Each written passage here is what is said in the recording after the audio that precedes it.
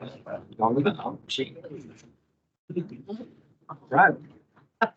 Let's do it, you know. Well, now call to order the THPRD Board of Directors meeting for March 13th, 2024. Jessica, would you please call roll? Yes. Alfredo Moreno. Ready. Barbie Money. Here. Lisa Montflico. Here. All right. We do not have any action resulting from executive session. So we are moving on to agenda item number 4, which is our first proclamation will be in honor of National Developmental Disabilities Month. And we'll get us started. Whereas THPRD is committed to serving individuals of all abilities and ensuring the opportunity to play, learn, and enjoy high-quality park and recreation facilities, programs, services, and natural areas, and whereas THPRD is dedicated to removing barriers to participation, ensuring meaningful access, and fostering an inclusive culture, and whereas THPRD is committed to creating awareness about developmental disabilities, teaching the importance of inclusion within every aspect of life, and to sharing the stories of individuals with a disability to show that a successful life is possible, and Whereas about 1 in 6 children in the U.S. experience 1 or more developmental disability. And whereas THPRD is a leader in access for all, championing inclusion services for people of all abilities to be able to fully participate in programs and activities.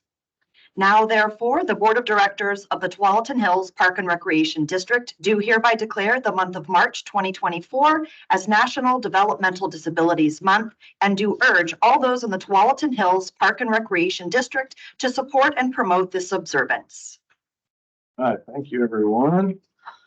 And it is also, we are also reading a proclamation for Women's History Month. And I will lead this one off as well. Whereas the roots of Women's History Month began in March 1857 when women from various New York City factories staged a protest over working conditions, and whereas women of diverse backgrounds have made historic contributions to the growth and strength of our nation in countless ways, and whereas THPRD exists today because of the pioneering vision and spirit of a female leader, Elsie Sturr, who in 1953 began a 2-year effort that led to the creation of THPRD, and whereas because of the persistence and leadership of Elsie Sturr, a physical education teacher, mother, and wife, who served on the THPRD Board of Directors for 18 years and understood the importance of dedicated park and recreation services we all enjoy today. And whereas THPRD has become a nationally accredited award-winning provider of park and recreation services that employs creative, innovative, and hardworking women that are dedicated to our profession. And whereas many women lead throughout the district from the Board of Directors, staff directors, senior managers, and center supervisors, and women are valued, dedicated public servants who make THPRD a better organization. now therefore, the Board of Directors of the Tualatin Hills Park and Recreation District does hereby declare the month of March 2024 as Women's History Month and do urge all those in the Tualatin Hills Park and Recreation District to support and promote this observance. And as you all know, the district does many things to support these special months, and a couple of the highlights that I circled on the list. Our Thrive After School program has been featuring guest speakers, including folks from THPRD Safety Services, THPRD Park Ranger, City of Beaverton Librarian, folks from IT, with Kaiser Permanente. And what I liked about this program is you can be a person doing a quote unquote regular job and still be an inspiration to somebody. I really like that the district is showcasing its own and the hard work and excellence that we do here in-house as well. On the inclusive inclusion services side, Garden Home Rec Center hosted Inclusive Art Night, is hosting Inclusive Art Night on Friday, March 22nd, with art activities led by the Adaptive Mobile Program. We're going to have the Washington County Library and the Flip a museum, a new children's museum that's sort of barnstorming around the metro area right now and hope to get built soon. Another event, Spring Celebration, THPRD is partnering with the Autism Society of Oregon on the annual Spring Celebration event at Mountain View Champions Park on Saturday, March 23rd. It's an event that celebrates all individuals with a variety of sensory preferences and is designed to accommodate all individuals in a welcoming environment, which is critical to the enjoyment. Those folks is critical for their enjoyment at those events. And finally, I wanted to mention that the Athletic Center is once again partnering with Special Olympics of Oregon to provide fields and gym space for activities arranged for basketball, volleyball, soccer, bocce, softball throughout the year. THPRD allocates practice time for the Beaverton area athletes and provides venues for some of their state and regional tournaments. So had a chance to go to that last year with my daughter and really appreciate the district leaning in there. So, and now I would be honored to turn over the floor to my colleagues Barbara Miner and Felisa Monteblanco to share some comments about Women's History Month. Amazing, thank you. So yes, it's International Women's History Month and a time we celebrate the accomplishments of women throughout history. It's fitting tonight that we take a moment and reflect on the legacy, the vision, and the commitment of our founder, Elsie Stewart. 71 years ago, Elsie Sturr was a physical education teacher in Beaverton. Elsie knew the importance of being active and believed that the community needed a dedicated government to focus on providing park and recreation services. For 2 years, Elsie worked tirelessly recruiting volunteers and helping organize a grassroots campaign to form THPRD. Years before the term became famous, Elsie was an OG community activist, going door to door and building the case for forming THPRD. And in 1955, when the voters had their say at the ballot box and heard Elsie's call, THPRD was officially formed.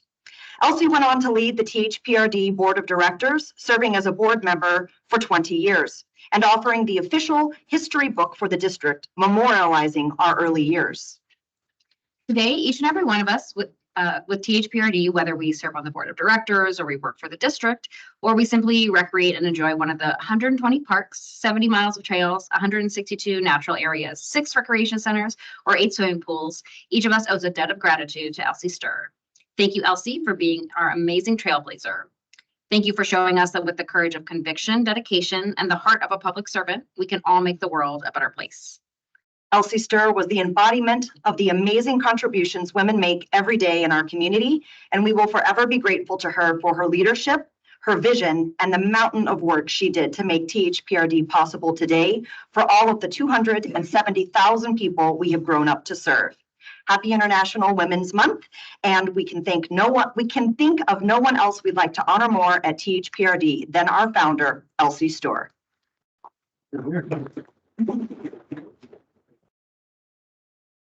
All right. Now we are on to the reason you're all here. Welcome.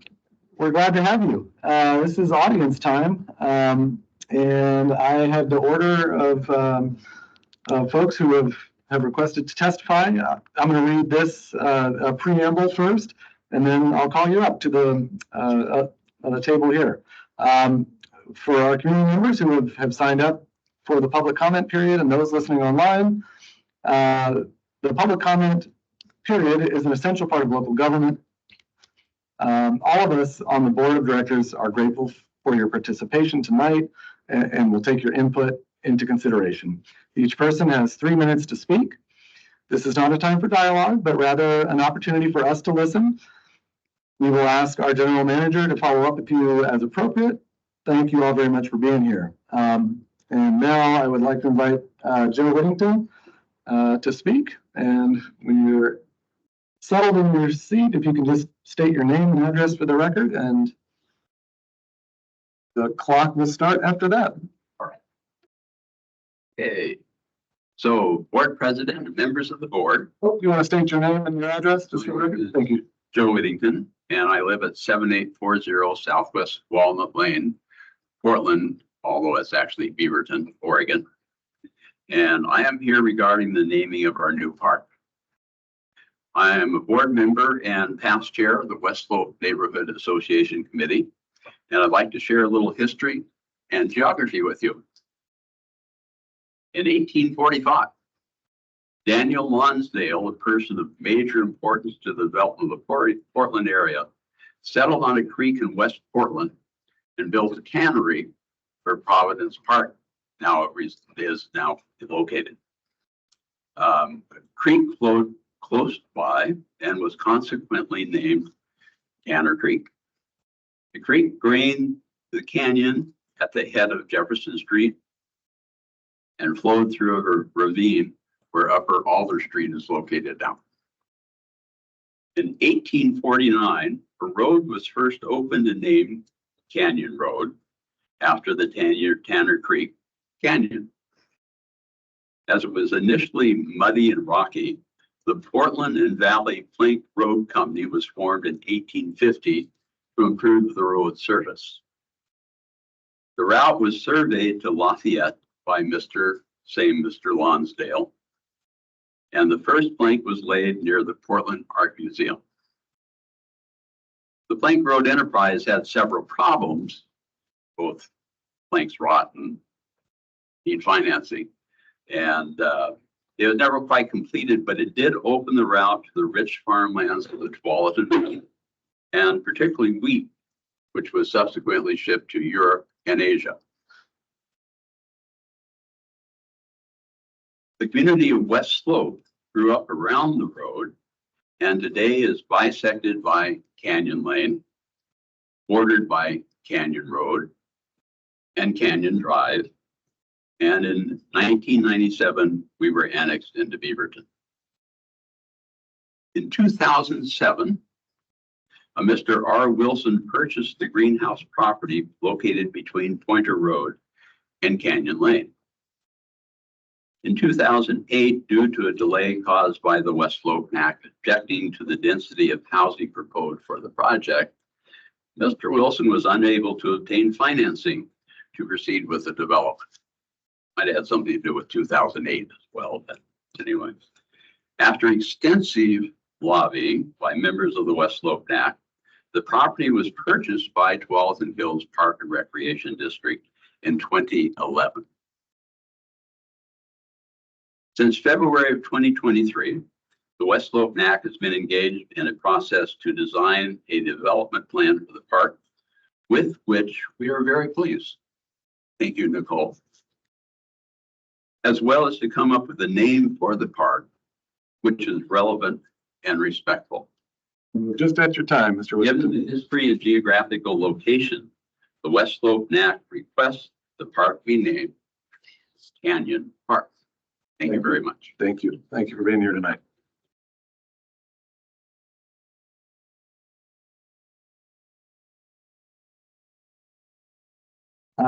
Next up is Dieter, and your last name is a little bit. Leubner. One more time for me? Leubner. Okay. Thank you for being here. Sorry for my poor eyesight. And again, if you can just state your name and your full address for the record, and then your time will begin after that. My name is Dieter Leubner. I live on 2550 Southwest 83rd Avenue in 97225, officially Portland, but closer to Beaverton. I'm a resident of the West Slope neighborhood and also serve as the treasurer of the West Slope Neighborhood Association Committee. As a first-generation immigrant, I'm keenly aware of identity. Leaving a place for good that used to be called home took me from the old and familiar to someplace new and different. It's a transition that exacts a price, not just on the pocketbook, but also on the psyche, because you trade a familiar identity for a new one, breaking up long-standing relations with people, cultures, habits, to get a fresh start elsewhere. The West Slope neighborhood, I did find a new place. Actually, I like to call it a place between places, and established the new relationships with the people and the new culture that I encountered there And then adjusted habits, because I had to form a new identity. Where do you live? I often get asked. Between Beaverton and Portland, off Highway 26, exit 71A, Canyon Road. Riding a bicycle to New Seasons, I have to take Canyon Lane. Coming back from the pool, I take Canyon Drive. Burger and milkshake, I go to Canyon Grill. My pants need a stitch, I go to Mr. Kwan at Canyon Tailoring. So without planning it or realizing, Canyon and all its associations and connotations have become a part of my new identity in this town.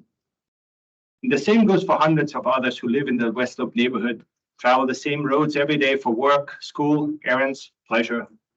Canyon, Canyon, Canyon. Those who came before us, as Joe just explained, they walked the road past this place between places because the topographic feature of a canyon created a convenient connection.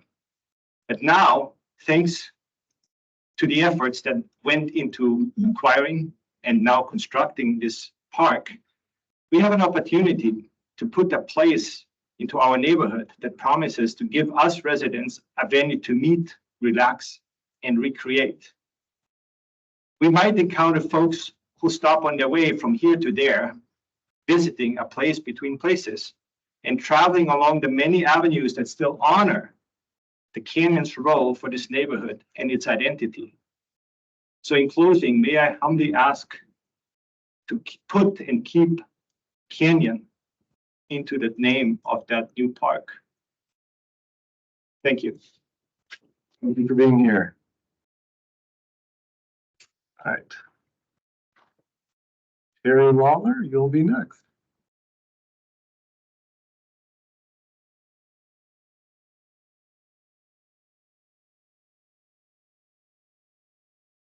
Name and address, and then you can. Thank you, board president and members of the board. For the record, my name is Terry Lawler and I live at 8540 Southwest Gale Lane.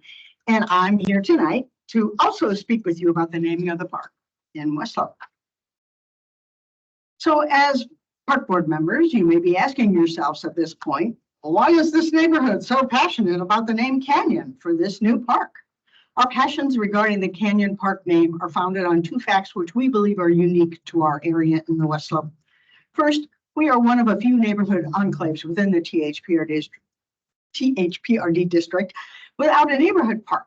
Our area is an established neighborhood mostly comprised of homes, single-family homes dating from the 40s to the 1960s and edged by apartments constructed largely in the 70s. Neighborhood development during this period occurred without construction of sidewalks or dedications of park sites. It is only through a unique set of circumstances that a park site within our neighborhood became a reality. And Joe Whittington has itemized some of those unique circumstances culminating in this park purchase with your bond funds. This once-in-a-lifetime circumstance allowed this small enclave within our neighborhood to become a community gathering spot, our own neighborhood park. We quickly learned the hard lesson that having parked land in the district and having a constructed park with improvements are two different things. However, in 2021, the prospects for park construction changed. Excitement about a park design became real. Working with the design team heightened our anticipation. We were finally envisioning our opportunity to join other neighborhoods within the districts that have a local park. A second unique feature of our neighborhood is the lack of a cohesive identity in West Slope. We sit at the far eastern boundary of Washington County, adjacent to Portland and Multnomah County. We are fractured by school district boundaries, legislative districts. We have a West Slope water, which is sourced by the Bull Run. Interesting in this setting that we're talking about water. And we have a Portland address within the city of Beaverton. We have no elementary schools or churches, which will commonly afford community gathering opportunities. Our sole community asset is the West Sylvan Middle School in the Portland district, but that incorporates students from Sylvan, Hillside, downtown, the Pearl, Linton. Obviously, the list goes on. Suffice to say, few of the middle school students come from the neighborhood, and its contribution to neighborhood cohesion is negligible. Our hope is that this park will become that focal point that we lack and offer the community cohesion that we seek. It is where our passions on the park naming converge. Canyon is our identity. It connects us to the community at large, whether you consider our local geography or the local built environment, be it Canyon Lane, Canyon Road, Canyon Drive, or Canyon Court. And it is not too difficult to imagine that the native inhabitants of this area recognize the canyon that led to the Great River, now called the Willamette River, and use this canyon as a passageway to Western Valleys, now West Slope, and farther on beyond. And we understand that the district engaged in a thoughtful process to recognize native inhabitants of this land in the naming of future parks, and we applaud this effort. But is it not possible that the selection criteria resulting in the preferred naming conventions fail to recognize geographic features as an important component of places and identity that native cultures as well as our own love? We offer Canyon as such a name that incorporates geographic and cultural relevance to our West Slope area, and we ask the board to allow our long-awaited community gathering space to incorporate a name with local relevance and provide us with an opportunity to find that cohesion we seek with a name that reflects our common identity in Canyon Park. Thank you very much. Thank you very much. Admirable speed reading there. And thank you all for being here to share your thoughts. I know that Doug and the staff and board will be, he'll be providing an update and following up with you later on. So thank you all for being here. We do have more audience testimony, Jessica? Or? It's for new business. Oh, for new business. Thank you. Okay. Okay. We are moving on to agenda item number 6. This is board time. Who would like to lead it off with updates on anything you're working on, dealing with? I'll take it. So this last month, a lot of little events and THPRD related committee sessions. We had our first budget committee meeting, which I wasn't able to be here in person, but I was able to listen in and join us virtually. So I'm really excited for us to begin this process and learn more about, as the work on the team, learn more about our budget process and what we look towards doing the rest of the year here. Was at the first official meeting for the Parks and Facilities Advisory Committee here for THPRD. That was a really cool opportunity to see the new folks that have been appointed to that committee in action and what they are passionate about as they continue to advise us and the district on aspects of parks and facilities. Listen into Metro's policy and advisory committee, and excited to see where that progresses. Also was able to go to the mayor's State of the City along with Director Monteblanco and board president Moreno. It was a really cool event. It was really cool to see our city councilors in action with the videos they were able to show off, and what they are hoping for is this next year with the work that they're doing, as well as celebrating the work that they've done. So it's cool to see our colleagues at the city council level and the mayor showing such intention in the work that they are doing for the community of Beaverton. The last thing that I'll mention is I had the opportunity to attend the Gala de Cultural hosted by Centro, and it was incredible. I took a lot of ideas from my own nonprofits work, and I'm excited to implement those. I was able to make some really cool community connections with folks that operate both within our community, but also do similar good work throughout the state of Oregon. So I'm very excited to continue attending events like this one throughout our district and learning more about the amazing work that our community does. Anyone else down here? Yep. I'll just add for the State of the City, the maintenance team got honored, which was really, really cool. Best of Beaverton. So it was fun to cheer them on. And I think our crew was like really well represented. I was really proud of us. Go us. And also went to the Central Gala, which was wonderful, and just wonderful community building, and nice to see so many peers there. And so that was really fun. I want to give an update on fiduciary committee. I wrote it down so that I said the right things. We made updates to the investment policy that is reflective of our current ability to address short-term obligations. We no longer need to invest in short-term bond funds, and instead will direct a similar percentage of our allocation to fixed income and slightly increase our portfolio percentage of the U.S. equity and international equity. I think that's right. But the fiduciary committee made some changes to our internal policies reflective of the current changes within our plan. So anyways, that's all moving forward, and I think that's it. Sure, I'll jump in on the Nature and Trails Advisory Committee. We met last month as well. Provided an update on the storm damage that took place. So I think we had seen that as the board, but I think impactful for others to see again, just the extent. And we know that that's going to carry on for some time. We also did a deep dive into our functional plans and in particular, how we leverage value decision making. And I think that for me was a reminder of, I'm going to steal Miles, your word of intention of how thoughtful all of our plans continue to one feeds the other. And I think it's a good example tonight, as we'll see later on with the climate action plan, but being able to share with our volunteers who give of their time to understand behind the scenes that there really is thought in terms of how these plans all come together to form our marching orders, really. We also welcomed new folks and are looking at setting our priorities for the year. And I've mentioned this before, but I think coming up soon, our crew will be coming forward with potentially a proposal on some trail gaps and ways in which we can identify and support that. And so maybe leveraging some of our, if fellow board approves, et cetera, just the funding to complete that. So I'm excited. I don't want to spill the beans, but this has been a tremendous amount of work and really inspired by the time that our volunteers have taken to actually go out, walk these trails, bike these trails, et cetera. So I'm kind of setting the stage because soon I do think a proposal will be coming forward for us to all review. And that's it from my side. Great.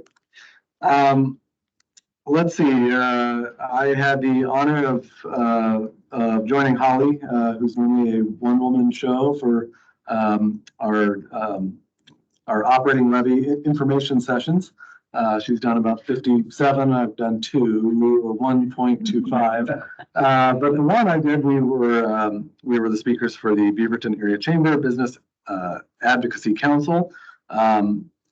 And I think for me, being part of that was great to be able to see some of the good, honest, smart questions that people were asking about issues related to the levy, and just kind of allowed me to see where this thing is sort of checking in with people. So for me, the business, I've been affiliated with the Beaverton Area Chamber for several years through my work with Portland Community College, but certainly the business community has,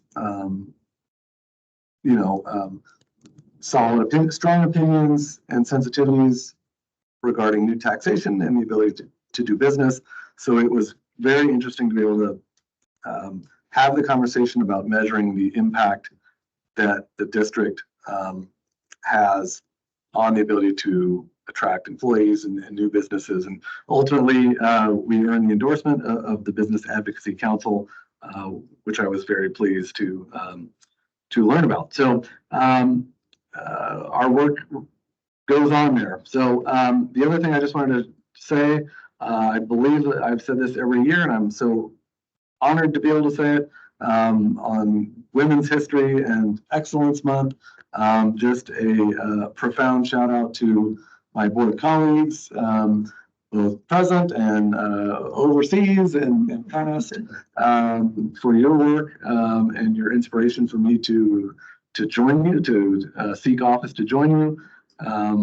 All of the staff, those of you who are here every month, and the great many of the women who are the boots on the ground at all of our centers and parks. And I did want to give a special on the record recognition and shout out to my wife, Kristen, and my daughter, Madeline, because without their buy-in, I probably wouldn't be sitting here at all. So,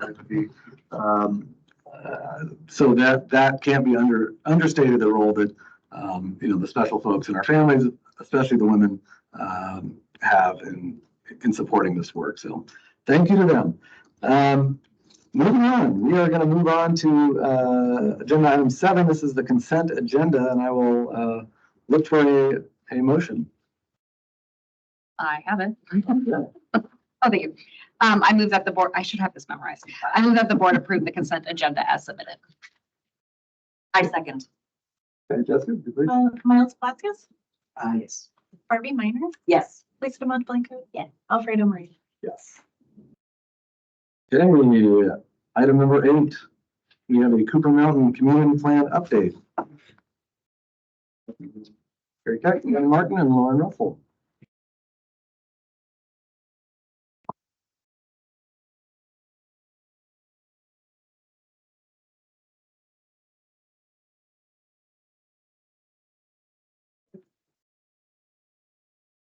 You all for being here as well. Well, thank you for having us tonight. So I'm Gary Keck. I'm the Planning and Development Manager for the Park District. And with me tonight is Brian with the City of Beaverton. Brian Martin is the Long Range Planning Manager. Then we have Lauren Russell, who's the city's Associate Planner. And they've both been working on this project for quite a while.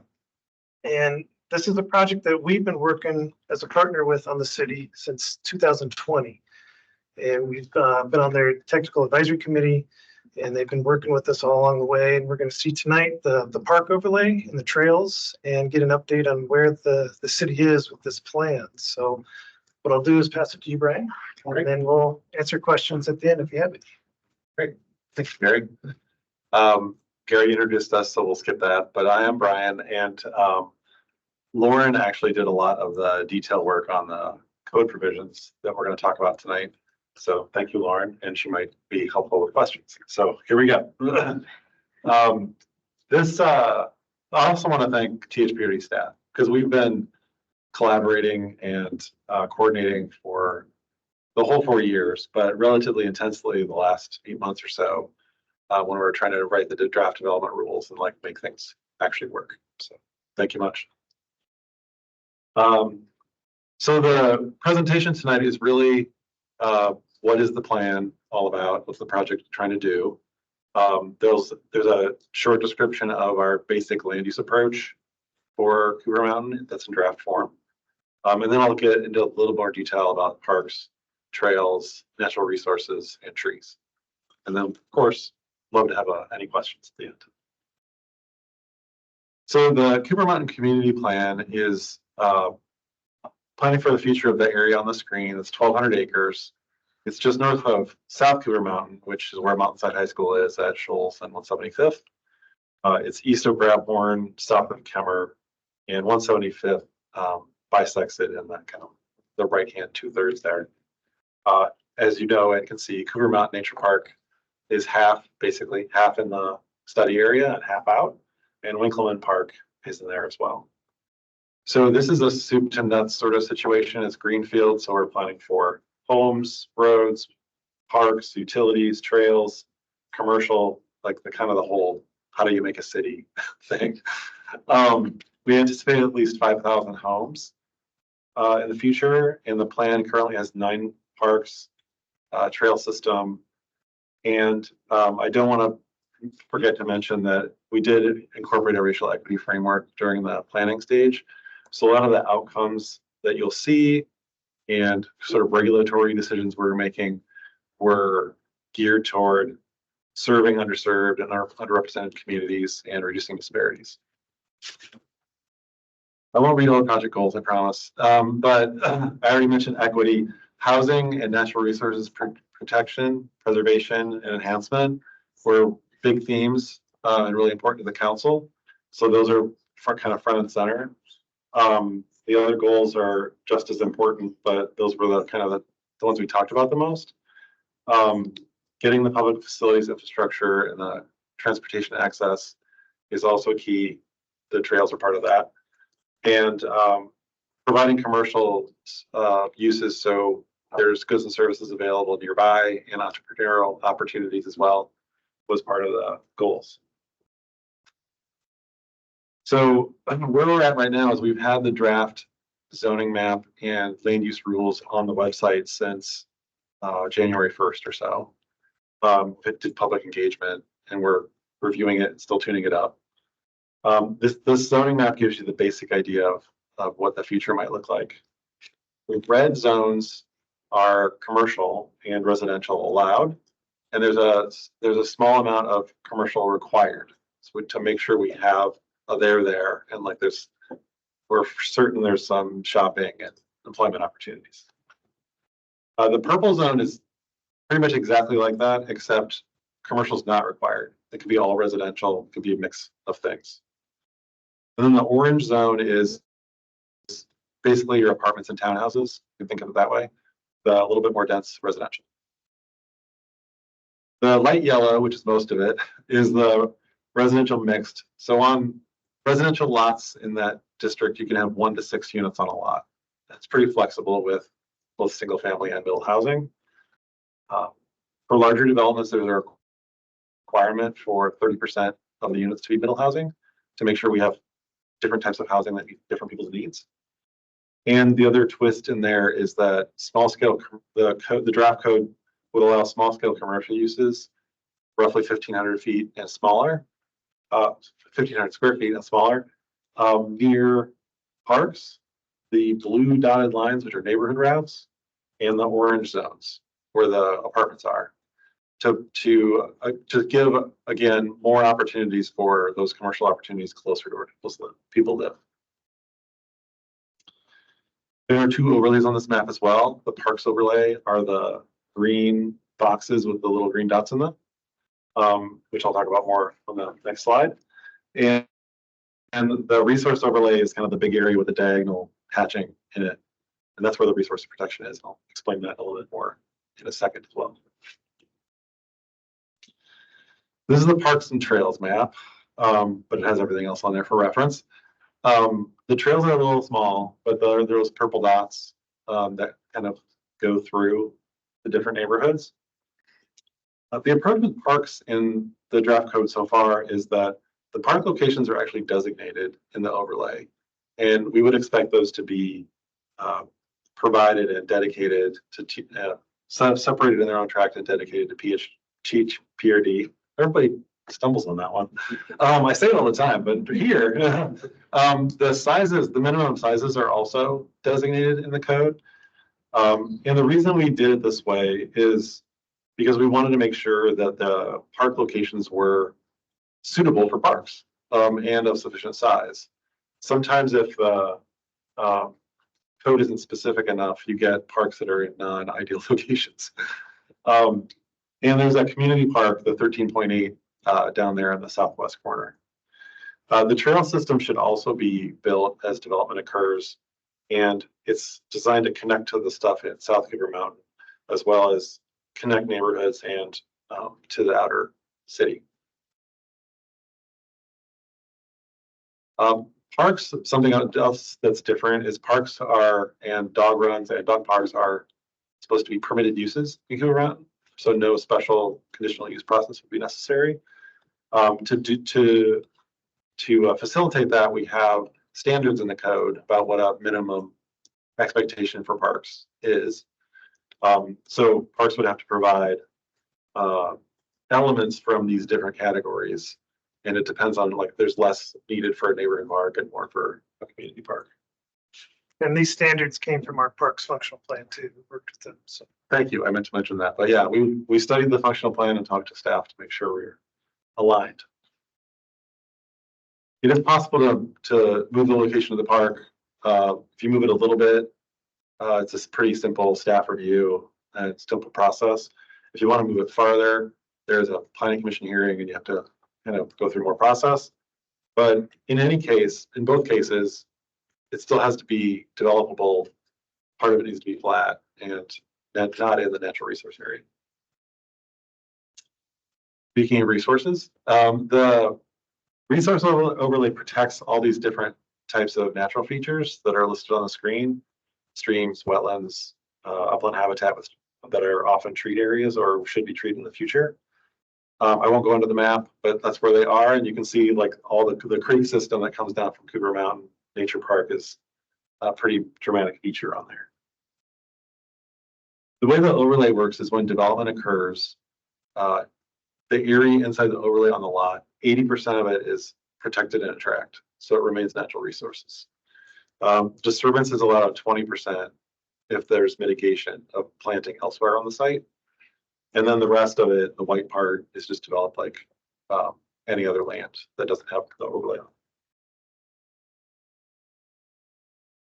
There's also tree preservation and tree canopy expectations in the code. So this is the preservation slide.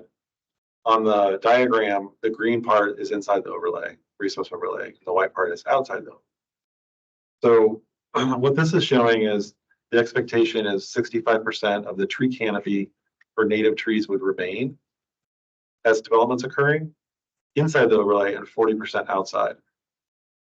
And what the gray circles mean, trees mean on here is that you can actually remove all those and still meet the standard. So the 65% is all the green ones. That's a quick question, just to make sure I'm following.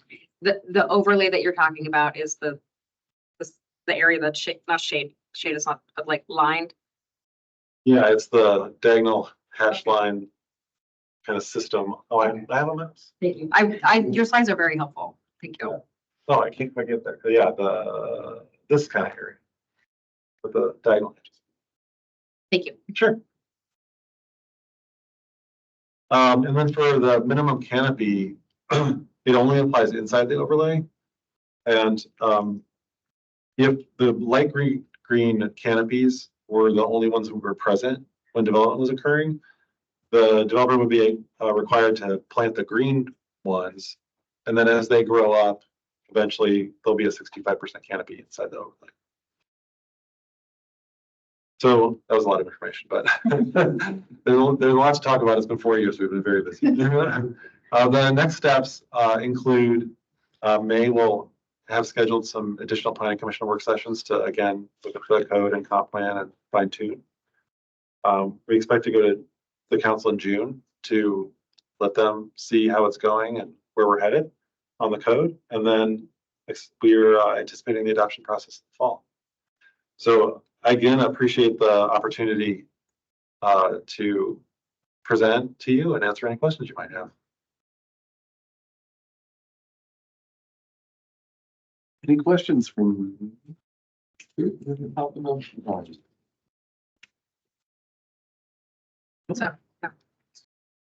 Crystal clear.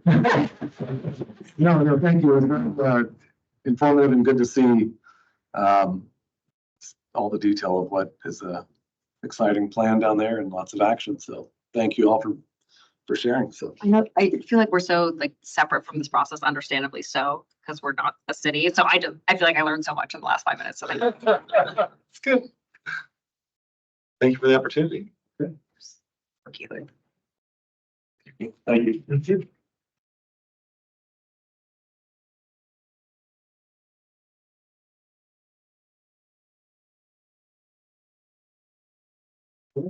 welcome, Bruce. Climate Action Plan.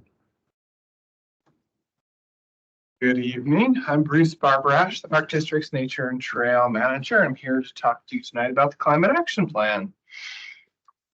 Since we saw you last in January, we've done some additional work.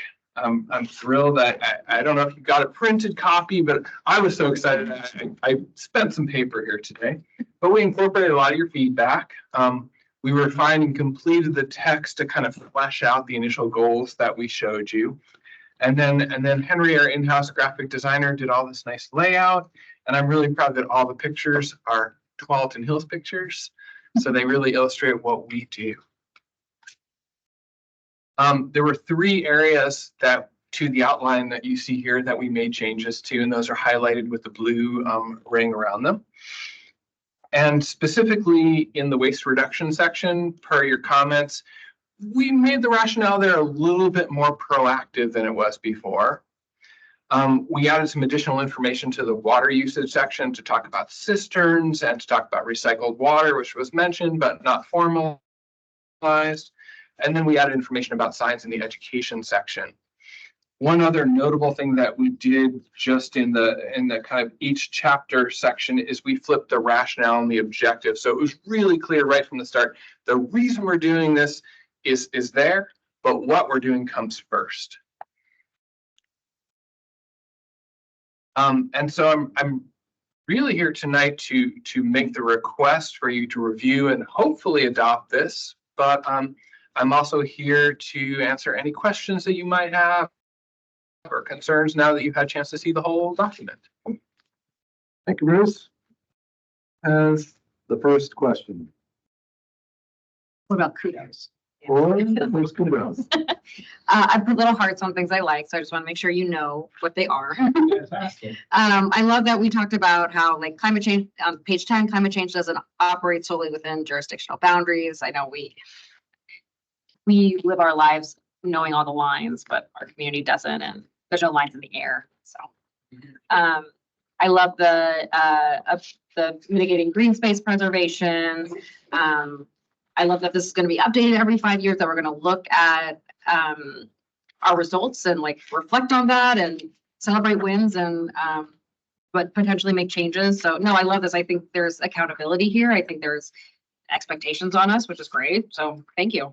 And who is the sustainability manager? I wrote that down. Who is that?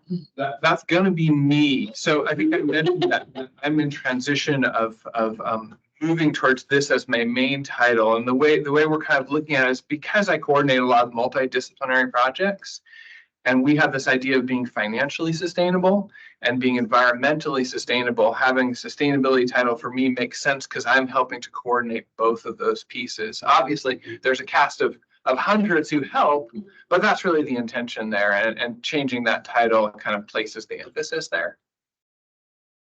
Love it. Thank you. I echo Director Monteblanco's comments as well, and I would be remiss if I didn't give a shout out for our fellow director, Director Ping, who couldn't be here tonight, but in particular, Shade and Tree Canopy. And I think, again, just from an ingestion point of view, this is very digestible, and it is very easy to read and comprehend and understand, and the dots are connected. And so from a user experience, I give special shout out, because with this being a living, breathing document and something for us to be proud of, I think that's a barrier. It could potentially be if it became overwhelming. I just was excited to keep turning the page. What's next? What's next? What's next? So sincere kudos. Which has been said already. But seriously, thank you so much for the labor in this. I am very excited. I think in general, very excited, but the 5-year rotation piece is something that I am really happy about, just because, as we know, things are constantly changing. So trying to stay on top of it, I'm glad that throwing it back or the intention is there for the district on this. Awesome. I appreciate the support. I really want to, the first thing that jumped out to me, I am not a climate environmental wonk, so I need it broken down into easy to see and understand things. I really appreciate it. So shout out to the design team who worked on this, and that is a huge part of absorbing information, is being able to see it and not having your eyes glaze over, and so that is important. So a couple of things I wanted to point out on page 24 for Adapt 6 wildfire reduction. I was curious, correct me if I'm wrong, have we worked or met or partnered with tribal groups or anything like that? I'm just looking at like just land stewardship approaches and things like that. Is that anything that you've worked on in the past, or in terms of like how to manage lands and things like that to make them wildfire resilient? So we've worked with Tualatin Valley Fire and Rescue. Okay. We've worked with Metro on this in particular up at Cooper Mountain. And we've been trying slowly but comfortably to try and make inroads with the tribal communities here. We have kind of two things that we have going on specifically. One is we've been slowly working on a land acknowledgement program. I've also been working up at with a group up at PCC Rock Creek, which is kind of both a science and an education and a tribal interest. And my hope is that by making connections there and building trust, that we can bring some of those partnerships to some of the other sites that the district stewards. But right now it's a good both people connection, but it's also an ecological connection because that property is just upstream of property that we steward. So I just wanted you to say that because I helped to yeah, we're connect that dot. So we would love to do more, and we're ready when the community is. no, that's very, makes a lot of sense. The other thing I noted for ongoing work I'm doing is the impact that the commute of fleet vehicles has, and kind of the smart way that we've designed our maintenance hubs. And so the impact that relocating maintenance hubs might have on our climate action plan. So that's one I've stored in my head a little bit more. So thank you there as I kick my lunch over, or my dinner over. And then finally for me, I thought it was great timing to read. If I can find the page again.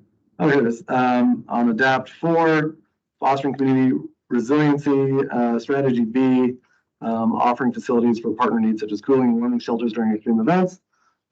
Aren't we grateful to get a lot of federal funding recently, thanks to Congresswoman Bonamici's. Going open some champagne for that. I hope that'll provide a much needed boost there to be able to better serve the community when they need it most. So great. Love to see it. And now I will entertain a motion to approve the climate action. Absolutely. I move that the Board of Directors adopt the 2024 Climate Action Plan. I will second that motion. Jessica, please take one. Emma Blanco? Yes. Miles Palacios? Yes. Harvey Minor? Yes. Alfredo Moreno? Yes. Thanks for your support. We look forward to getting started on this. Appreciate it. All right, Holly.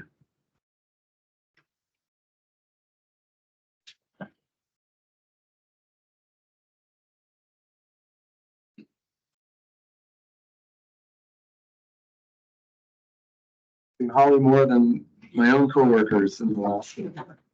Sorry for few that. days, so. Apologize for that. Okay, members of the board, you know me, I'm Holly Thompson, your communications director. I'm here this evening to share a brief update on how we are doing on the public information campaign for the levy. And I want to just start with an apology because I promised to email y'all weekly and I think I got it done once. But in all fairness, I really don't remember what I'm doing day to day or night to night or weekend to weekend. It's all a blur right now. So quick update.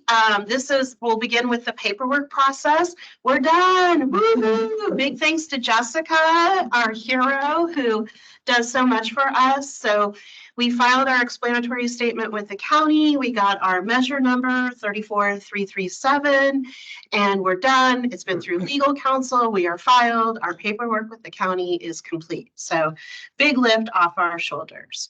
We have participated in 58, and this is actually wrong. See, every time I give you numbers, we had an impromptu one this afternoon that I didn't quite know we'd have that opportunity, but Alfredo and I had another opportunity this afternoon. So 59 meetings, presentations, tabling, events, and activities.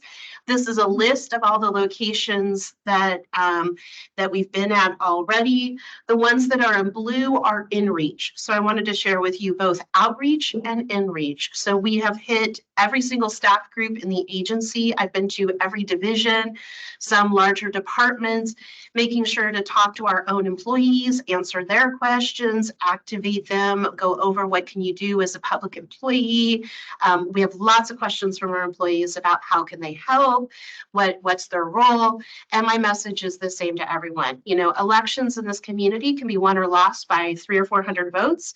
And we can all talk to 3 or 4 people in the district and let them know that this is coming and where to get information so that they can make the best informed decision for themselves. So really working on in-reach and outreach as well.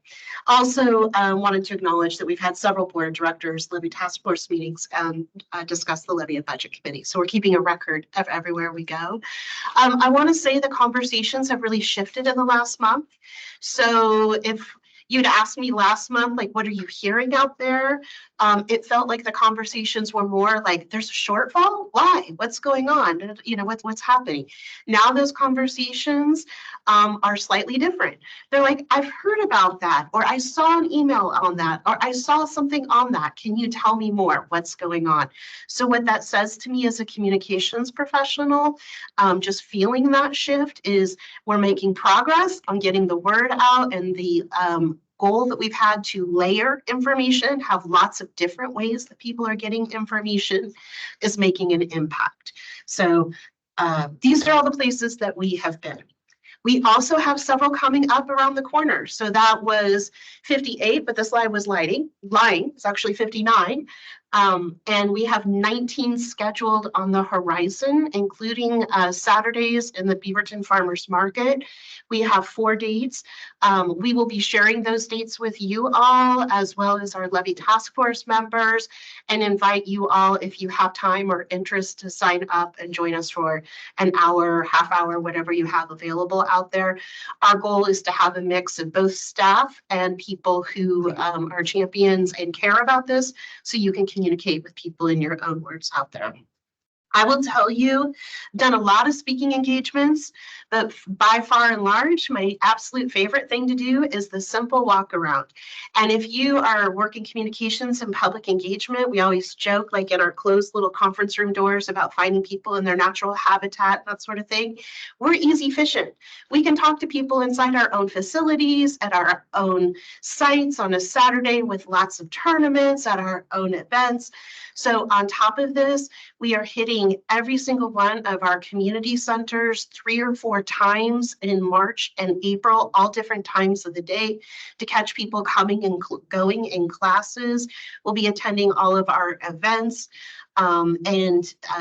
Sabrina and Aisha and Julie and several members of the equity and engagement team, so Liana, Lulu, and Jazz, we're making a squad of all of us to get out and share some of these walkarounds. I was at Cedar Hills Rec Center yesterday, talked to 45 people, got to walk in and out of classes. Great conversations. And again, we're doing our part just to hand them the flyer and say, hi, I'm from THPRD. We want to inform you that you're going to see this on the May ballot. Let me know if you have any questions. Lots of wonderful conversations with people. Easy peasy. So thank you all. I can't wait to see you in the centers doing that as well. So where are we at?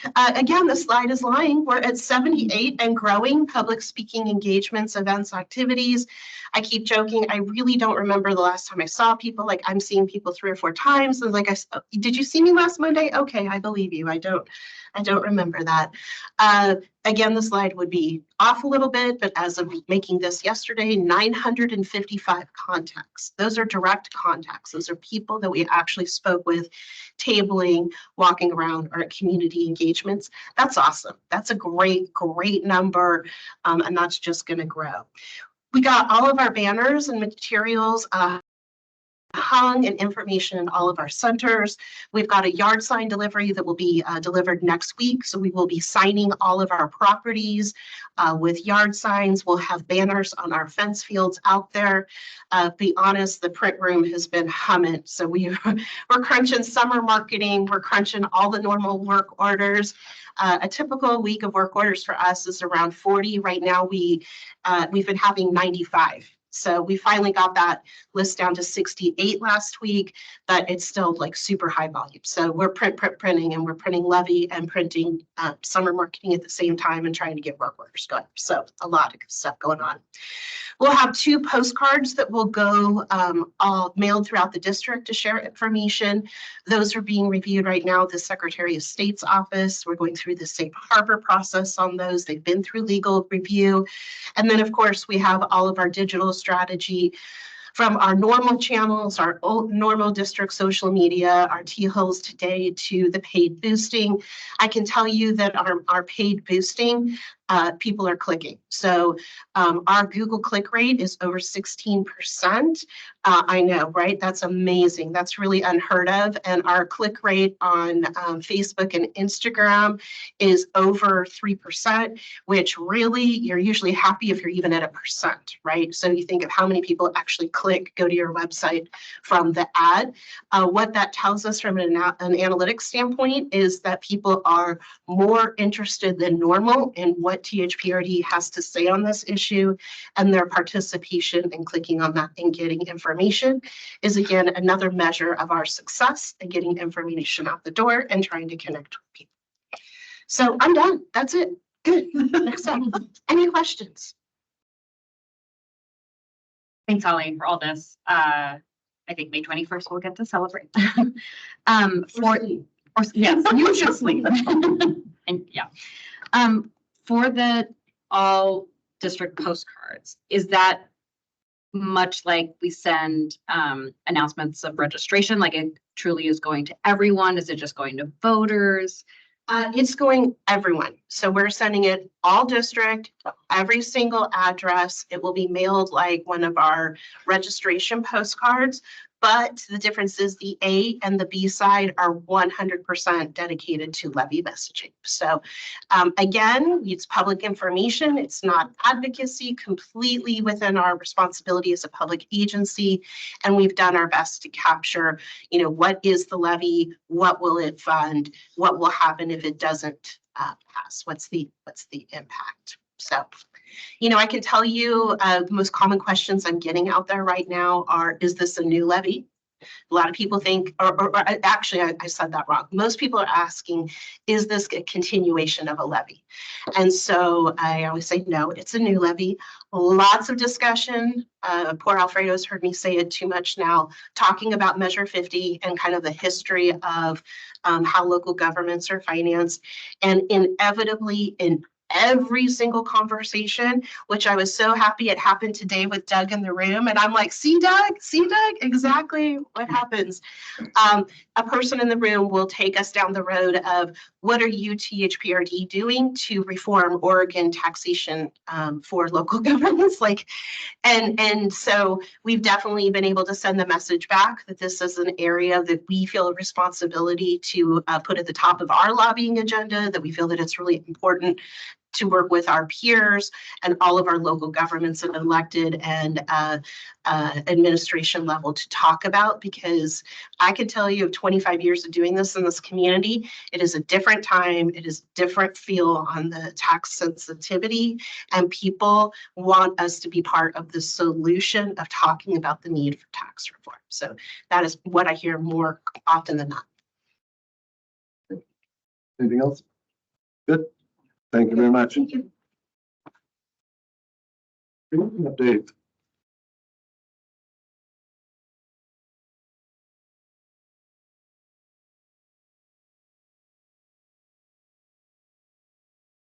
Julie and Sabrina. Oh, good evening. I think this is my first time presenting in person since during the pandemic, and it's 100 degrees outside and my glasses were fogging up. So anyway, good evening. I'm Julie Rocha. I'm the Sports and Inclusion Director, and I'm joined this evening by Sabrina Taylor-Schmidt. She's our Aquatic and Recreation and Aquatic Director, and together we oversee the Rec Division. And tonight we're here to tell you about all the wonderful things that we do. So let's start with the numbers. This is my favorite part, but just who are we by the numbers? So as you can see up here, we have 8 swim centers, 6 recreation centers. Several of those are unique. We have our sports facility, we have our tennis center, we have nature center, we have a 55 and better facility. We have 5 Recmobile vans that go out and provide free community programs out all over year round now. We program over 147 park sites for fields and athletics. We are budgeted for 99 full-time staff and 240 part-time equivalent staff. So this is what we're budgeted for. So what do we do? So we have over 52 job titles, everything from your office techs to your customer engagement reps who are greeting you when you walk in the door, helping you find your way to your classes and your programs. We have our building techs and our custodians. They're the ones who are setting up our rooms. They're cleaning our restrooms. They're making sure that facility is clean, the trash is taken out. We have our sports instructors that do everything in water, outside and inside. And we need all of these folks to do all of these unique programs. And we have so many different titles that sometimes we have employees who've grown up using THPRD. This is their first job. We have to teach them how to do that job. And then we also have the artist who maybe has a full-time job that teaches one niche class at one of our facilities. And with all of these different job titles, we're able to have a wide variety of things that we offer that I'm going to tell you about next. So we have 1,800 class programs and activity within our 5 kind of core service areas. Just to name a few, we've got our gymnastics program, we have our middle school track, we have tennis and swim lessons, fitness in the park. But in addition to our programmed classes, we also offer our drop-in rental program. We have our party packages that people come to. And then we also do all of our special events like our big truck days, our spring celebrations throughout the year. And, we like to show off some great pictures. So we also have a very robust nature and environmental education program. We have 46 affiliated sports users that use our fields, pools, and our gyms. We also have special events that, reach our community. We have our Pride events. We do our, Black History events. We also have our seniors, our 55 and better, and then we do inclusion services through the entire district. So anybody experiencing a disability that wants to participate in a class, we provide that service for free so that they can participate alongside their peers if they need a little extra help. So we do have some challenges. So I want to first talk about the graph with the fall. So we took our fall of 2019, and this is the end of the term. So a lot of times when you see our numbers, we might show the beginning of the term. Here's where our registration is. This is actually where we ended for each of those years. And then you'll see our employees. So, first I want to talk about our full-time employees. You'll see that our numbers in 2019 are lower than they are today. And a big part of that is we reorganized the entire rec division during the pandemic. And through that, we split recreation and aquatics and sports and inclusion. We added a director. We increased our building maintenance by adding a supervisory position. We added bilingual customer engagement representatives to all of our facilities and to our administration office. We added a customer service kind of supervisor specialist to kind of help organize communication throughout the district. And then, as Aisha explained last meeting when she was talking about maintenance, we took the pool maintenance and brought that over to recreation. So that changed our full-time numbers through the reorganization. And so that's why those numbers are higher. And the green are part-time, but those are full-time equivalent, right? So those hours are what we fill with our part-time staff. And when you look at the registration graph in 2019 of where we were through the pandemic and where we were in 23, we are about only 2,000 registrants from being to where we were in 2019, but our staffing levels on our part-time staff are nowhere close to that. And Sabrina's going to dig in to the data a little bit more. Yeah. Thanks, Julie. So as Julie was just sharing with you, we ended that fiscal year with the equivalent of 149 hours of part-time staff working for us. For your reference, one FTE is 2,080 hours within a year. Most of our part-time staff do not work 40 hours a week, a traditional work week. They work less than 29 hours. A lot of them work 5 to 10 hours of work in a work week. Those staff help provide those 1,800 classes and programs we do. This fall, HR shared this amazing graph with us. So this fall was a snippet of the part-time staff, the actual part-time staff that were working for us. So these are the people. We had 702 actual people working in rec services to do those hours to provide service to us. So it's a real big difference between the full-time equivalent. You hear 149 people, you're like, that's not so bad. But then when you actually see 702, you see it takes a lot of people to provide those services in those classes. Our part-time staff are supervised by our center supervisors and then overseen by our program coordinators, our office techs, and our building maintenance staff. Today, we're going to give you a snapshot in the day in the life of one of our program coordinators, Tyler Franson. Tyler's here with us today. Currently, Tyler works at Conestoga Recreation and Aquatic Center, and he has 40 part-time staff in the fall, winter, and spring that work for him. But in the summer, that's going to grow to 75. He's responsible for posting to the job, interviewing the staff, making the selection, training and evaluating, reviewing time cards, all that nitty-gritty stuff you do when you're working with staff. Tyler starts his day by checking in with both his part-time staff and his coworkers to see what he's collaborating on, and just see how the day is going to lay out for him. And we can go to the next slide. Tyler currently oversees our 9-month preschool programs, both in bilingual and at the Fano Farmhouse.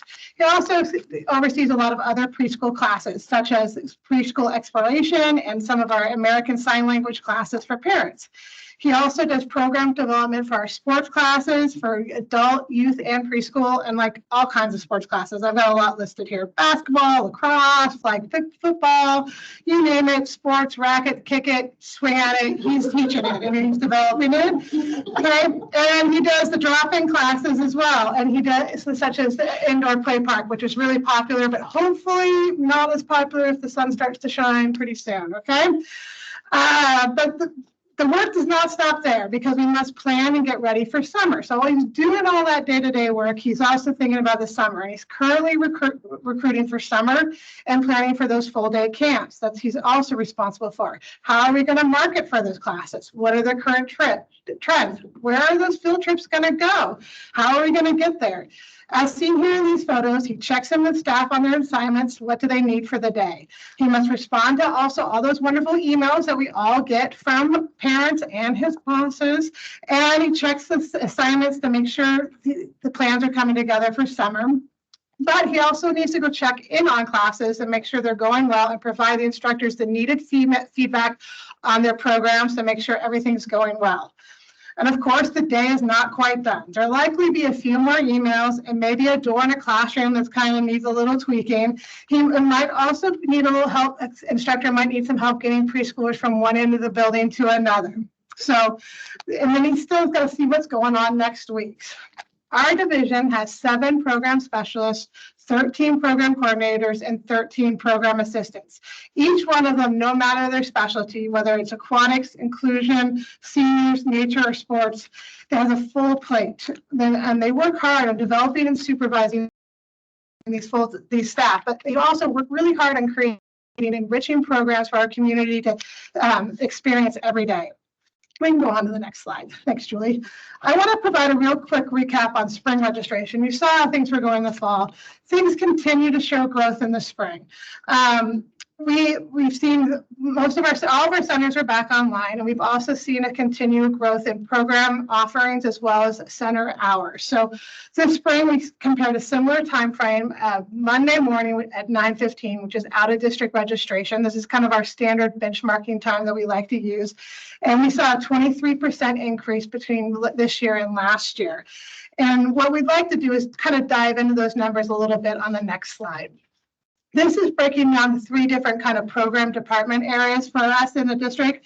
If you look on the left-hand side, it's registration, and on the right side, it's revenue. These numbers, if you look at them as standalones, you can't do it. You need to always look at them together, but it is fun. Julie and I like to look at numbers all the time. That's what we kind of geek out at and do. But it's important you look at them together. But registration in itself is... it's important. You see it going up, but you can take a class that's a Monday, Wednesday, Friday class. You can turn it into 3 classes by turning it into only a Monday class, Wednesday class, and Friday class, and now it's 3 times as many classes. So when you compare classes year over year, you also have to make sure you're comparing apples to apples, right? Because that class will bring in the same amount of revenue one year after the other. So you can never look at one data point without looking at the other data point. You have to interlay them together. But so when you look at them together, both registration and revenue, the key takeaway for both Julie and I is that we have done a tremendous thing over the last 4 years. We're really proud of the recovery we've done as a department and a division. And it's also important to remember that registration is only one part of the piece that we do here. In recreation and aquatics, we do a lot of registration classes.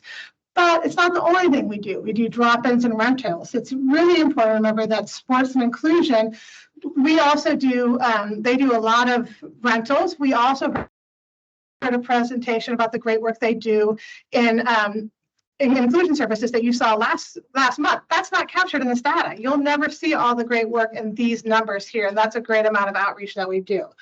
So I think I'm now going to pass it on to Julie to speak to that a little bit more. Yeah, so just to address the numbers, part of the numbers even from like 19 to 24 is we talked about the reorg. The LC Stir and Garden Home moved over to sports and inclusion. They were the last 2 recreation centers to open. In 23, in the fall, Garden Home only did after school program, and then they just started in the spring of 23 and onward to do classes.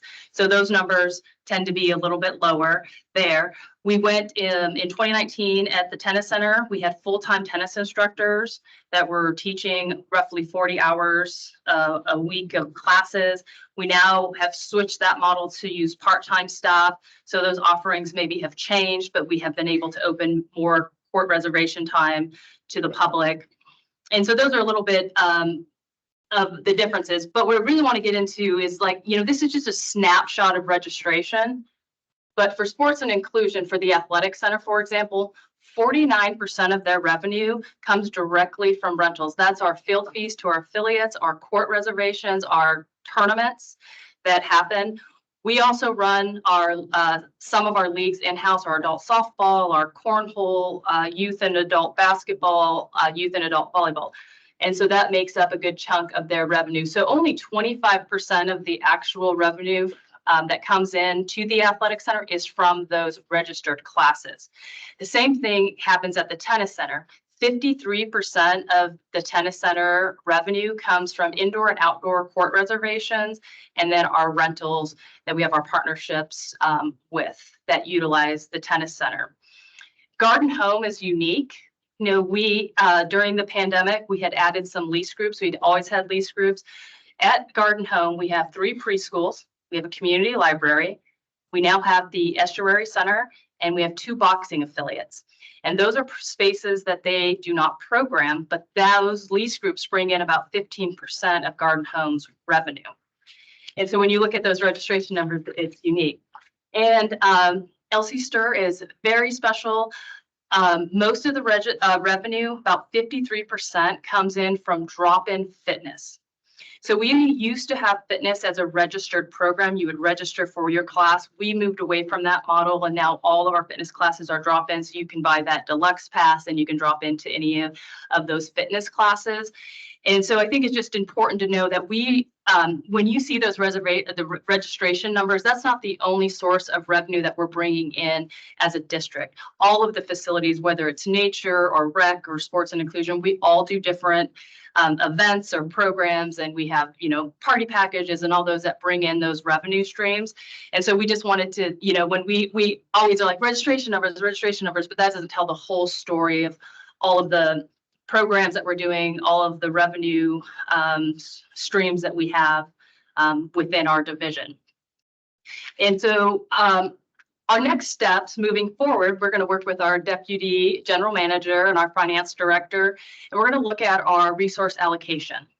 We really need to examine how we charge our patrons to utilize our spaces. That is our next step. As we start to look at how can we be creative, where are other ways that we can bring in revenue? What is that threshold? Are we adding certain things into our cost for a program class? Are we charging enough for fields? And so that's going to be our next step as we move forward. So just in closing, as we continue to improve, and we do have these challenges, similar to the presentation that we heard from maintenance. You saw the shortage. We're budgeted to have these part-time staff come in, but we're hitting about 100 hours short of part-time hours, which was, I don't even know how many hundreds of people. We could say, you know, if it's 700 people and we're 100 hours short, I mean, is that 700 people that we're missing? And I don't know if it's that many. It's a lot of people short to hit that service level. That means we have full-time staff stepping into those roles to help provide those services. They're the staff that are stepping in to provide breaks, drive the vans, teach the swim lessons, and train the instructors, be the opening and closers for the facilities to make sure these programs are happening. So we know we have definite challenges as we move forward, but we have accomplished a lot and we're committed and we're ready to serve and we address these challenges and continue to provide services to the community. Thank you. Great, I'm sure we do have some questions and. Yeah, I can kick us off here. Some of the stuff that I was really interested in learning a little bit more about is around the part-time hours and the full-time equivalents there. So just to make sure that I'm understanding correctly, the way that is operating is that we've budgeted for these full-time equivalent hours and we are not hitting those with what we've budgeted. Are we having problems with getting like folks into these jobs? Is that what we're struggling with right now? Right. So it's a combination of things, right? And recruitment, finding enough staff, train, qualified people. And this is some of the great work that Human Resources has been doing right now. This is why we've done the wage increases, the things that you have helped support, and we've seen a change. It's slow. It takes time. Part of that is the rebuilding of the staff, right? Like, I'll speak into aquatics. It takes time to train and hire all those lifeguarding staff. So we're seeing that slowly build that momentum up, and it will take time. But this actually why I stole that slide from HR is they were presenting to us some possible ideas and solutions on how to try to improve on that recruitment and techniques to improve our part-time staff, because it's such a valuable, you see, it's our bread and butter compared to the rest of the departments. We really depend on part-time staff. Yeah, I think too, you know, there's a lot more competition for part-time now, right? There's higher wages, people are offering benefits, people are leaving to work in completely different fields. So that the pandemic really changed how people wanted to work. And so that has also been a challenge. We're bringing folks back. You also have positions in recreation, like inclusion aides or assistants. There's burnout that you heard about last month. So we're constantly hiring for some of these positions. I think if you look on our website, there's just like continuous part-time positions for several different groups. Part of their presentation was in the fall, and this March and Jared, I'm going to lean back on you. And we just launched some additional benefits to part-time staff. You know, and that was part of their presentation, and it was leave. Yeah, I believe it was bereavement leave as well as some accrued paid time off And holiday pay. Three specific holidays. Holiday pay. So that was, you know, we're trying to do some innovative things to increase benefits to part-time staff. Thank you, Jared. Yeah, and it sounds like with the struggles that we're having with getting folks into these roles, we're still at service levels or getting very close to what it was pre-pandemic, is what it looked like with those graphs, cool graphs. We're getting there. I think, you know, it's different, and but then, again, I think you're looking at two pieces of data. I think it's not the same thing. Like we're not looking at drop-in numbers. We're not looking at operational hours. We're not looking at the full picture. So I think that's one of the things that we want to stress is these are two pieces of part of a, you know, really full picture we want to bring back to. So, you know, it's not completely apples to apples. And we are operating different. Our facilities are operating in different hours, different times. We're expanding where we see the need, where we have the staff levels. You know, Garden Home and Stir Center just in 24 increased their hours. But on those registration classes, which we're what we wanted to do and what the demand was, we have really put our focus into those hours and done that. I think my final little notes here are really like big kudos to you all and the whole entire district team has been working to get us to this point where we're on such an awesome trajectory, even though there's more to be done and to go. And I'm really excited to, like, those next steps sound really exciting. I like that this conversation is coming after our levy update, because for me, it seems like a really good sign of like why I'll be out there advocating for us to pass the levy, because I think it'll be really important for the district to continue this level of service that we are striving to get back to. Comments, questions, Stephanie? I've got a question. And if we need to follow up later, you let me know. I think I'm tracking and I understand when I look at the sports and inclusion registration numbers that that's a snapshot and is not inclusive of other components and to what you're speaking about, Elsie Stir and Garden Home, et cetera. But if we were to just zone in on sport registrations, do you have a sense of why perhaps those are still down or why they're struggling to maybe rebound in ways that other registrations aren't? Well, the offerings are different, right? The centers are unique. So 25% has always been what the AC offered in those programs, because in the evenings we run leagues. So the gym, all 6 courts are used for leagues. Leagues are that 17% of that revenue, so you can't program classes there. So those numbers at the AC and tennis, really aren't down. It's just that we've restructured the centers. Elsie Stir Center is only open 8 to 2 Monday through Friday. We just increased those hours to add more registration classes on Mondays and Wednesdays in the evenings. Also, adaptive and inclusion services don't bring in any revenue outside of drop-in that's not a registered program, Camp Rivendell, which is not in these fall or spring numbers. So those are just some areas of why. We've also leased additional space at Garden Home. So when you lose those rooms, you're losing all of those hours that you would be able to program classes. So it's not that we're offering less, we're programming differently to bring in revenue in a different way. And I think when I was helping pull the data for this, when I was looking at it, Elsie Stir Center, as Julie mentioned, used to do registration for their fitness classes. So that would have been in those registration numbers. And remember how I talked about, Monday, Wednesday, Friday, they didn't change it. They took it out. So it just took it out of those registration numbers in a way. And that was it's a huge program there. A lot of people do that. So that's not even part of the data that goes into that calculation. And we're still offering those. We're just counting them different, which is that 53% of drop-in revenue as opposed to registration.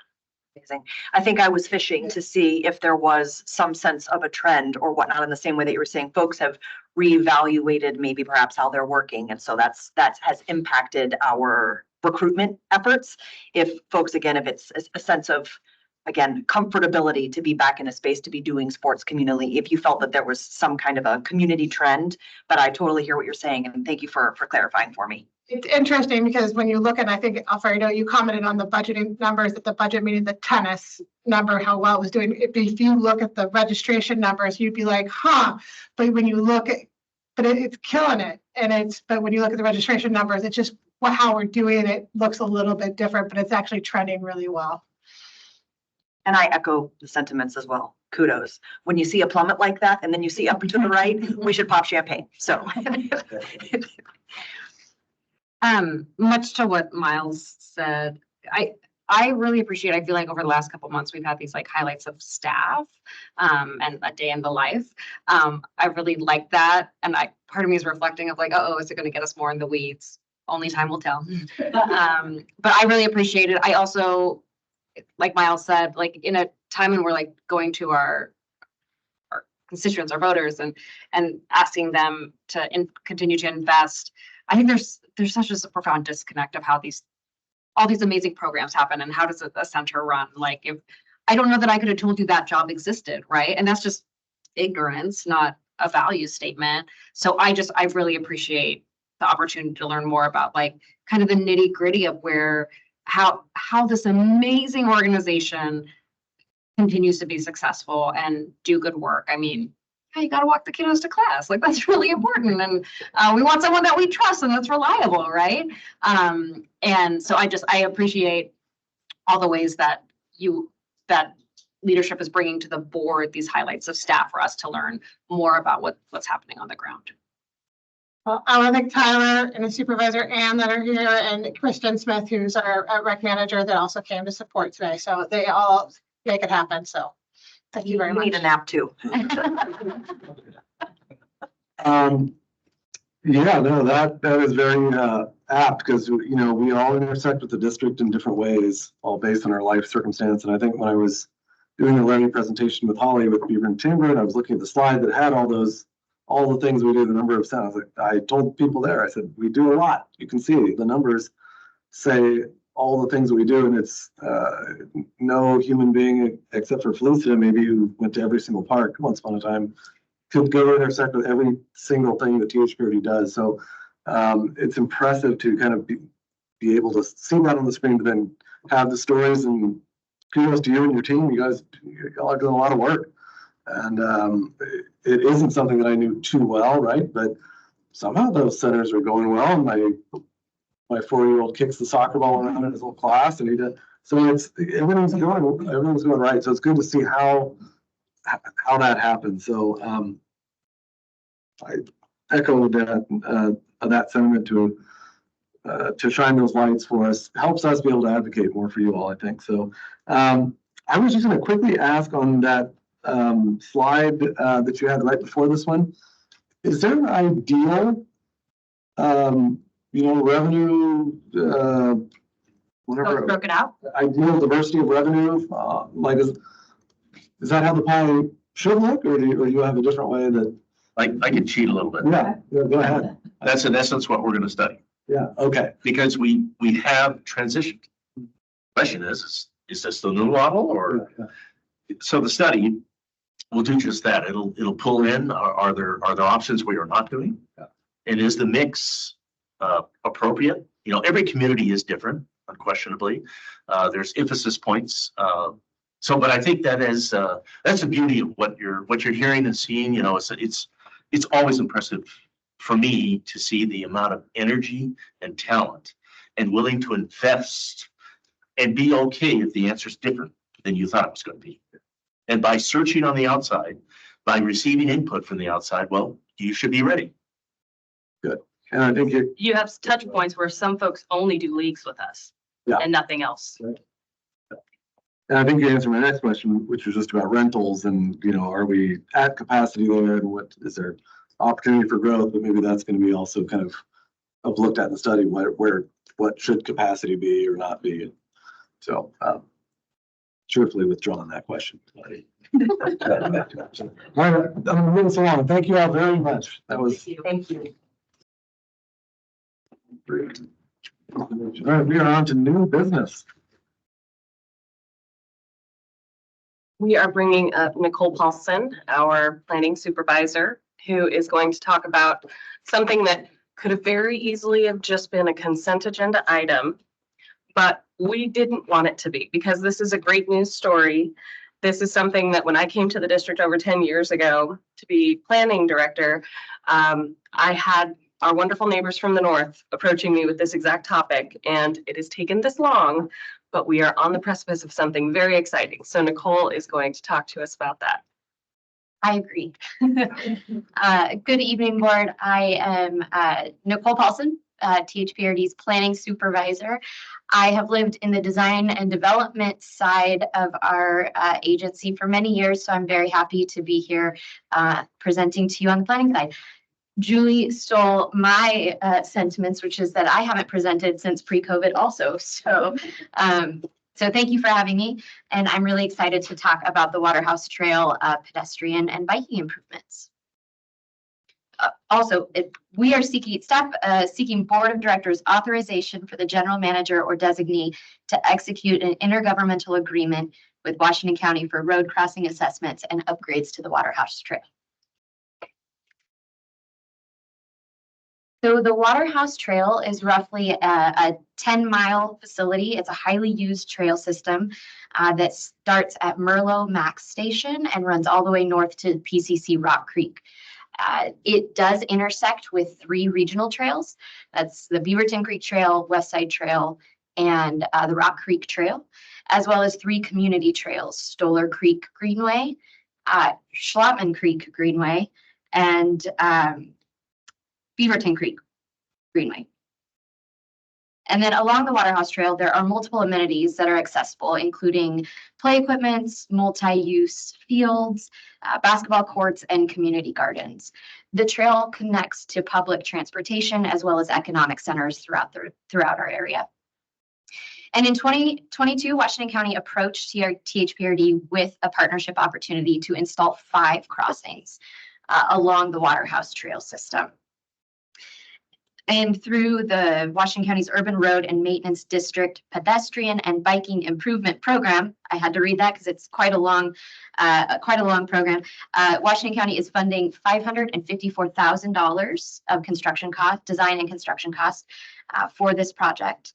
And their program, the Urban Road Maintenance District, funds small-scale pedestrian and biking improvement projects throughout the area in the right-of-way. THPRD has allocated funding in the 22-23 fiscal year budget that included $125,000 to help facilitate, as Aisha said, these really important trail crossings throughout our district. And the image on the right highlights the locations along the Waterhouse Trail, and these crossings are within 1 mile of each other, so very close proximity, which will provide some really nice access. And once complete, will allow the users to seamlessly travel along the Waterhouse Trail. This is kind of a small image, so I will highlight the existing conditions of the crossings here in the following slides. Again, as Aisha mentioned, we field calls about this request all the time. Washington County also fields calls about this request frequently. So we are really excited that this program this project is going to be right at our fingertips. So as we hear those calls and that public cry to create these improvements, that continued desire for these crossings was amplified through an online open house that the Urban Road Maintenance District Advisory Committee held in July of 2023. And the goal was to solicit feedback to better understand the community's desire for a variety of pedestrian and biking improvements throughout Washington County.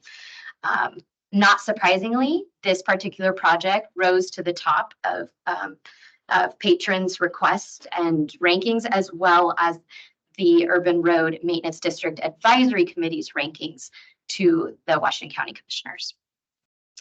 This quote that you see here is from many of the positive comments that were received via that online open house.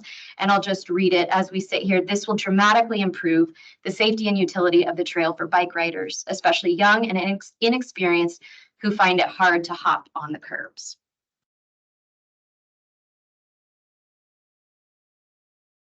Okay, so here's some images of Laidlaw Road crossing, which is one of our 5 trail crossings. So Laidlaw Road, it's a heavily traveled road.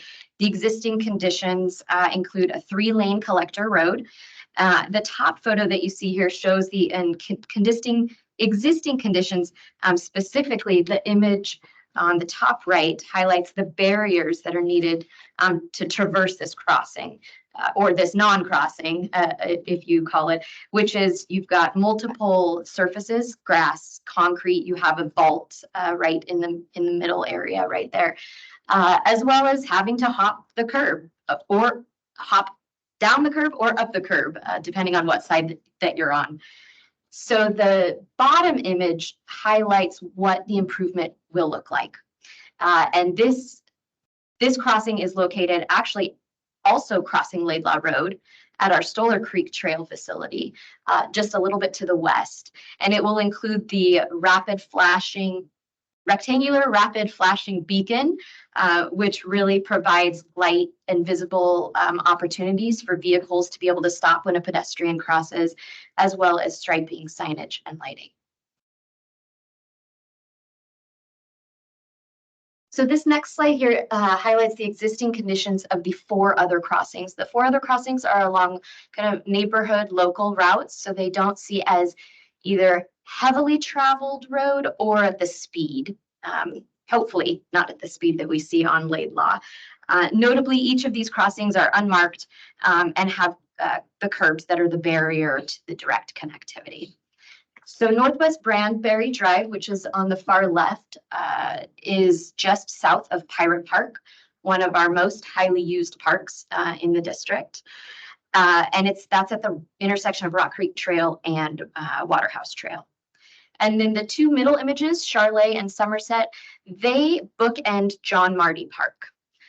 And John Marty Park is also a very well-loved and highly used park, which includes a community garden, play equipment, a loop path, as well as some open spaces. A really great space for a lot of dog walkers, runners, families, commuters.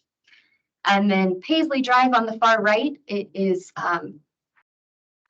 you can see it from Somerset Drive. It is like you could throw a rock. So it is very, very close to John Marty Park as well, and but still has some of those barriers that families see within the community. So this is an image of what those local street crossings would look like. They're not the big rapid flashing beacons, but they do provide high visibility, visual visibility with striping, signage, and will have may have some lighting, just minor lighting to show where the crossing is. And then collectively, these crossings will provide those high visible markers for safe crossings. So our timeline here, spring 2024, we did pass spring, right? Or is spring still yet to come? We're almost there. We're almost there. Okay. We're looking to execute the IGA with Washington County. And then also in spring of 24, the Washington County will look to go through their land use applications, design and development permits, and then plan for a summer fall construction. So with that, I loved the day in the life features.